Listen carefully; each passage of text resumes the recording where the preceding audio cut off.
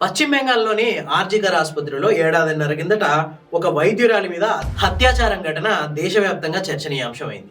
చాలా పాశవికంగా ఆమెని అత్యాచారం చేసి హత్య చేశారు కొద్దిమంది నిందితులు. ఆ తర్వాత కొద్ది రోజులకే అదే రాష్ట్రంలో, అదే కలకత్తాలో ఒడిశాకు చెందిన ఒక మెడికో మీద కూడా అత్యాచారం జరిగింది. రీసెంట్ గా మొన్నటికి మొన్న ఏపీలో ఒక కదులుతున్న రైల్లో ఒంటరిగా ఒక బోగిలో ఉన్న మహిళ మీద ఒక రాక్షసుడు అదును చూసి అత్యాచారానికి తేవాలి. అంతేకాదు, తెలంగాణలో ఉన్న మెదక్ జిల్లాలో ఒక మహిళని పని పేరు చెప్పి తీసుకెళ్లి ఒక దుండగుడు అత్యాచారం చేసి చంపేసిండు.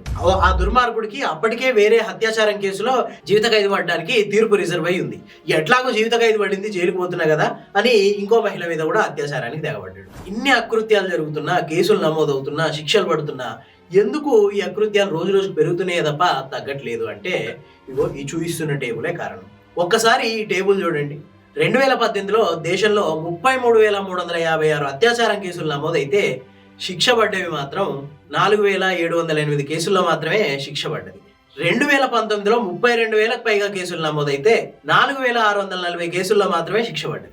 2020లో 28,000కు పైగా అత్యాచారం కేసులు నమోదైతే 3,814 కేసుల్లో మాత్రమే శిక్ష పడింది. 2021లో 31,677 అత్యాచారం కేసులు దేశవ్యాప్తంగా నమోదైతే కేవలం 3,368 కేసుల్లో మాత్రమే నిందితులకు శిక్ష పడింది.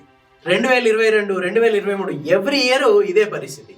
దాదాపు 30,000 కేసులు దేశవ్యాప్తంగా అత్యాచారం కేసులు నమోదవుతుంటే శిక్షలు పడుతుంది మాత్రం 4,000 నుంచి 5,000 కేసుల్లో మాత్రమే శిక్షలు పడుతుంది.